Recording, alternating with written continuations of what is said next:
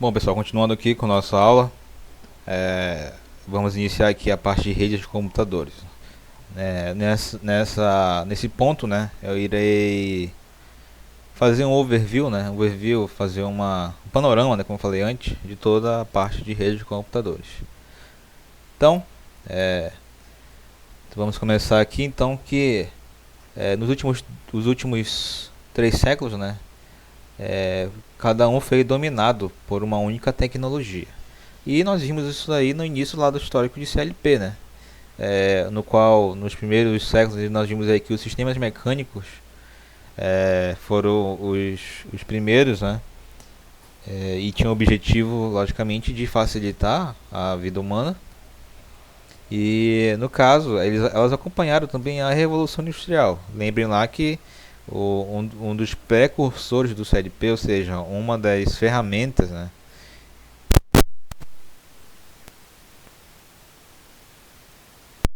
Eles eram dispositivos mecânicos, né?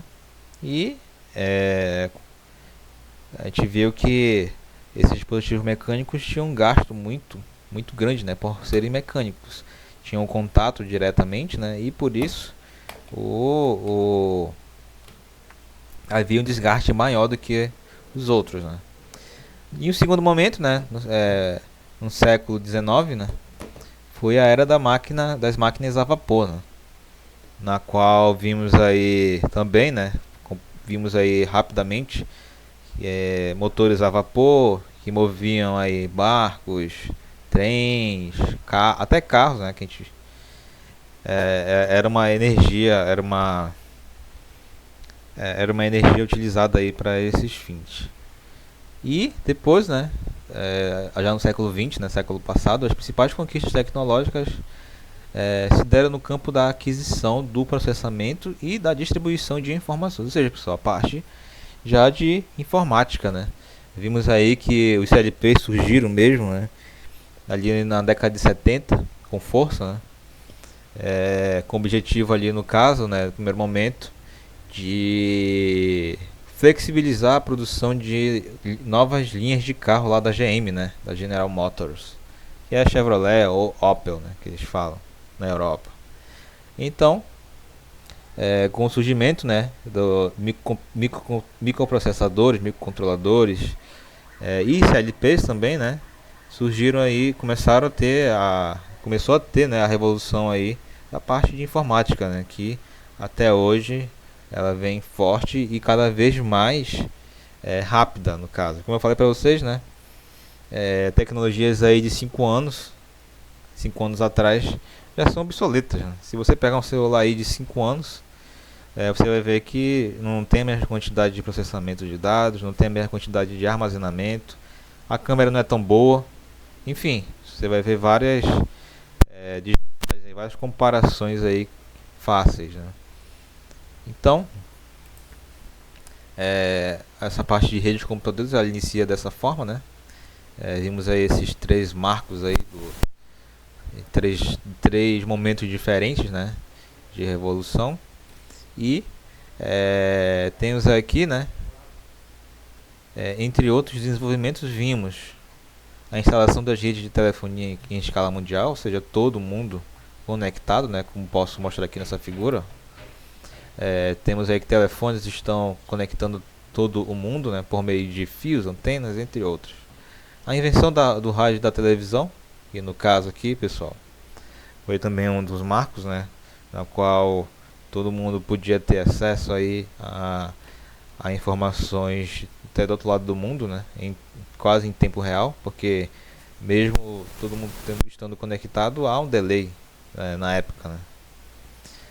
O nascimento e o crescimento sem precedente da indústria de informática, que no caso aqui é representado por essa figura, numa linha de montagem aqui, que provavelmente são computadores, né, placa-mãe, essas coisas, que também foram muito importantes, né, para o nosso desenvolvimento atual.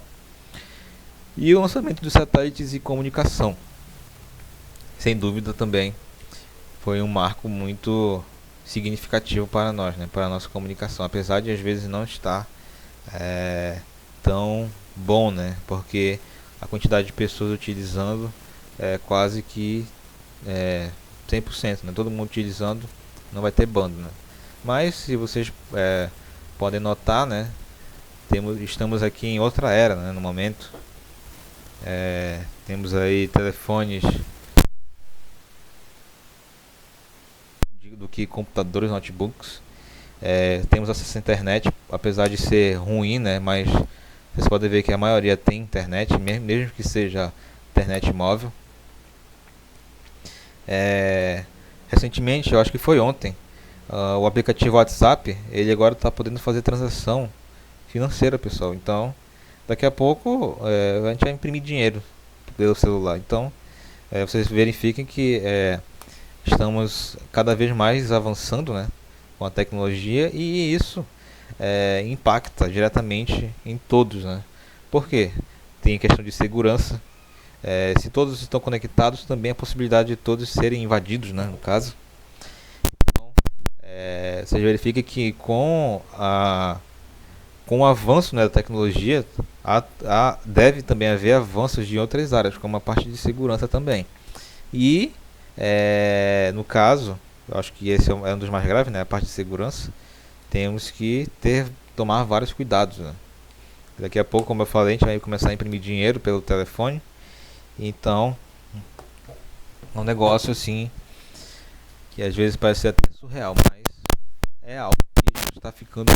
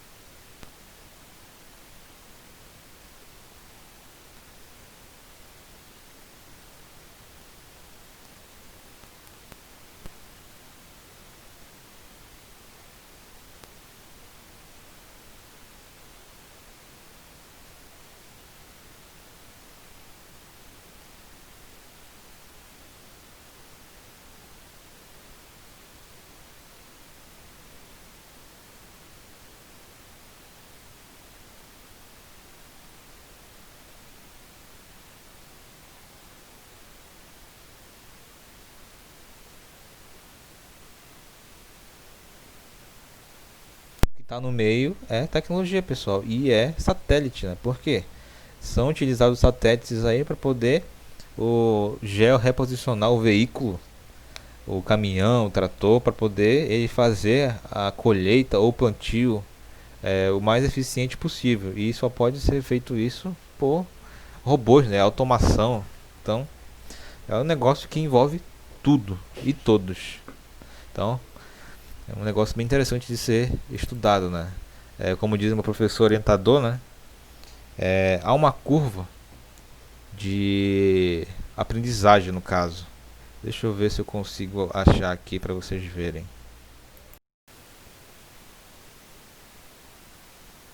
Essa curva aqui, ó, a curva S. O que seria a curva S, pessoal?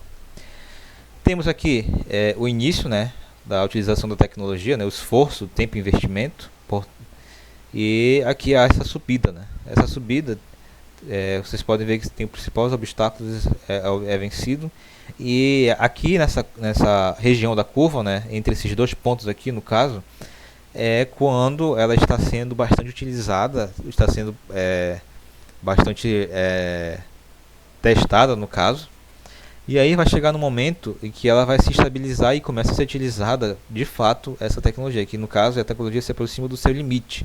Ou seja,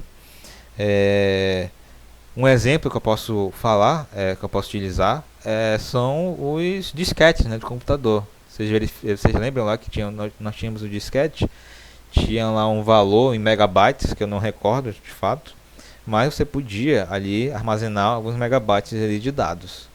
Poderia apagar, poderia reutilizá-lo. Logo depois vieram aí os pendrives, né? E no caso, quando eles começaram a ser utilizados, era um negócio bem inferior do que nós utilizamos hoje, né, pessoal? Temos aí o nosso pendrive, os primeiros, né? Eu tive um de 256 megabytes, ele era pequenininho, azul e bem caro. no início.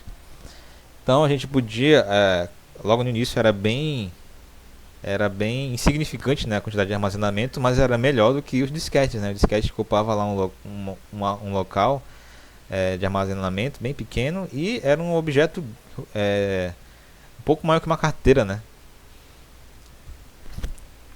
Então foram surgidos os pendrive, né, que são negócios bem pequenos. Com o tempo começou a aparecer pendrive de 2 gigas, de 4 gigas, de 8 gigas. Hoje você pode comprar um pendrive de até 1 tera, pessoal. Então é um negócio assim surreal. E observem que o pendrive lá de 256 gigas, né, ele estava aqui no início da curva, ó.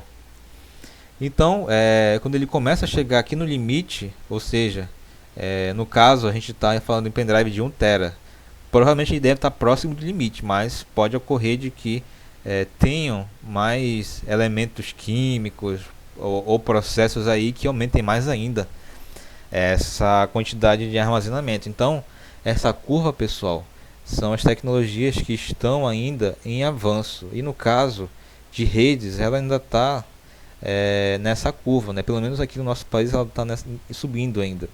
Por exemplo, a Coreia do Sul, ela já está lá no 6G, pessoal. A gente está aqui no 4G e mal ainda. 4G é quantidade, no caso,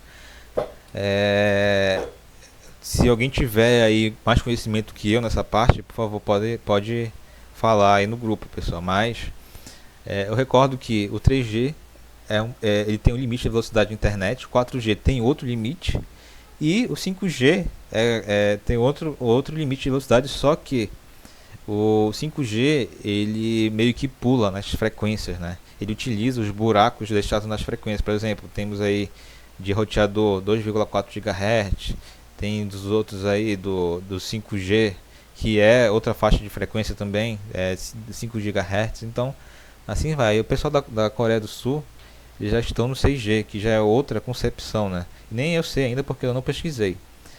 Então, verifiquem que essa curva aqui, né? A parte de redes ela está subindo essa curva ainda. Ela está longe de chegar aqui no limite dela. E no caso, a maioria de todas as tecnologias, elas fizeram esse mesmo caminho, pessoal. E vai chegar no ponto que ela vai saturar e vai ser necessário ter outros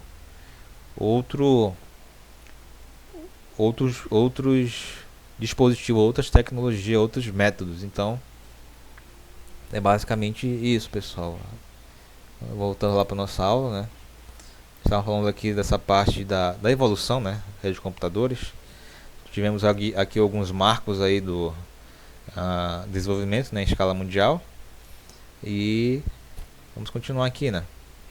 Então, pessoal, continuando, temos aqui a fusão dos computadores e das comunicações teve uma profunda influência na forma como os sistemas computacionais eram organizados. Por quê? Que não era conectado em nada praticamente, né? A gente podia fazer a programação nele, mas era um negócio bem difícil, né? Recordo que eu comentei com vocês que a gente falava com a máquina em linguagem baixa, né? Ou seja, 0 e 1 praticamente. E você, no máximo, fazia a ligação aí com outras ferramentas, né? Mas com comunicação era inimaginável ainda. E aí, o conceito de centro de computação, né? Ou seja, como eu falei anteriormente, o computador sem nada ali, só fazendo algumas coisas, não tinha muita serventia no caso, né? Como uma sala de um grande computador ao qual os usuários levam seu trabalho para processamento, agora está completamente obsoleto, né? Como eu falei, ele sozinho não era tão relevante, apesar de que na época eles ainda tinham algumas vantagens em cima de alguns processos, mas lembrando que por exemplo, na planta lá da GM, né, ele só teria vantagem se tivesse uma quantidade X de relés, né? Ou seja, se tivesse 10 relés, utilizando só 10 relés, não era uma vantagem utilizar o computador, mas passando, né, já era um negócio mais viável. E aí, o velho modelo de um único computador atendendo a todas as necessidades computacionais da organização foi substituído pelas chamadas redes de computadores. nas quais os trabalhos são realizados por um grande número de computadores separados, mas interconectados. Ou seja, anteriormente nós tínhamos a concepção de que a gente conseguiria resolver tudo em um local só, mas utilizando aquela estratégia de dividir para conquistar, né? Vocês vão ouvir muito isso se continuarem na área de programação. É um método muito utilizado tanto para resolver problemas tanto quanto para escalonar, né? Como está sendo feito agora, né? Vocês podem ver que aqui na figura cada computador está em um local diferente, uma área diferente, fazendo coisas diferentes, mas todos estão conectados entre si e eles podem utilizar recursos compartilhados, né? A gente vai ver isso mais para frente, mais detalhadamente. Então, rede de computadores, aplicações comerciais, né? Temos aqui algumas aplicações, né? E vamos começar aí com essas aplicações comerciais. E no caso temos aqui, ó, o modelo cliente-servidor, que é basicamente, temos aqui os clientes, temos aqui a rede mundial, no caso, e um servidor. E no caso, o objetivo dessas aplicações comerciais é justamente o compartilhamento de recursos. Lembrando que o que é um servidor, pessoal? Vocês lembram o que é um servidor? Então, um servidor, ele é um computador também, só que ele tem mais poder de processamento, tem mais armazenamento possível e ele empresta seus recursos aí para os clientes, no caso. A gente quer fazer alguma operação, a gente pode utilizar, né, esses recursos aqui, né? No caso, a gente programa aqui, um exemplo, só que vai ser executado aqui dentro do servidor. Por quê? Ele tem poder maior de processamento, então muito provavelmente vai ser mais rápido. E temos aqui, pessoal, o poder de processamento, né? Como eu tinha falado, ele é bem maior do que essas máquinas dos clientes, beleza? Continuando, ainda nas aplicações comerciais, né? Um dos pontos aí desse modelo cliente-servidor, né, é o funcionamento dele. Como é que funciona isso? O cliente, ele faz requisições, que nem está aqui, né, são os requests. Ele faz requisições e o servidor, de acordo com o que foi requerido, né, ele faz aqui a resposta, né, ele dá o reply. E de acordo com que as necessidades, né, eles vão fazendo isso. E um dos objetivos, né, dessas aplicações comerciais é comunicação, basicamente, pessoal. Comunicação via e-mail entre empresas.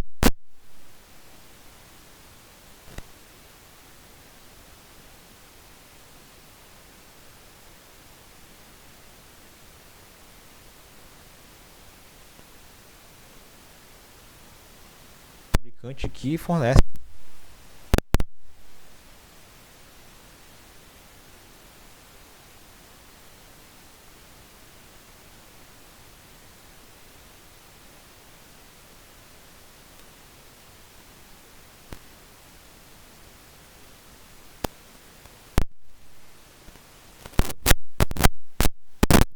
É basicamente isso, pessoal. Vou dar uma parada porque já está estourando um tempo aqui.